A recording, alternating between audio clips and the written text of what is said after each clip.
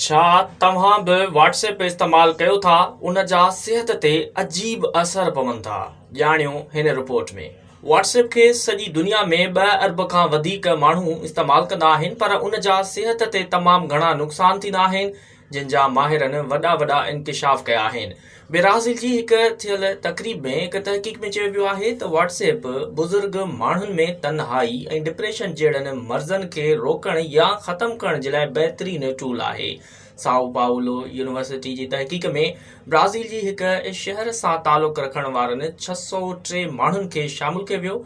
सभिनी माण्हुनि जी उमिरि 60 साल हुई। उहे 24 क्लिनिक्स में रजिस्टर्ड हुआ। उन्हनि सभिनी खे डिप्रेशन जी तशख़ीस कई वई ऐं मुख़्तलिफ़ निशानियुनि जी बुनियाद ते 2 ग्रुपनि में विरहायो वियो।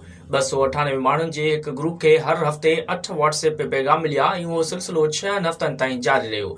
उन्हनि WhatsApp पैगामनि ज़रिए उन्हनि माण्हुनि खे डिप्रेशन ऐं रवैये जे हवाले सां तालीमी मवाद मोकिलियो वियो। ॿिए ग्रुप में 305 माण्हू शामिल हुआ, जिन खे तालीमी मवाद ते बदल सिर्फ़ हिकु पैगाम मोकिलियो वियो। मुहक़क़नि जो चवणु आहे त डिप्रेशन में मुब्तला केतिरनि ई मरीज़नि खे कंहिं बि क़िस्म जो इलाज न मिलंदो आहे। जेकॾहिं खेनि उन बीमारी जी निशानी न थिए थी त उहे उन तरीक़े मां फ़ाइदो हासिल करे सघनि था।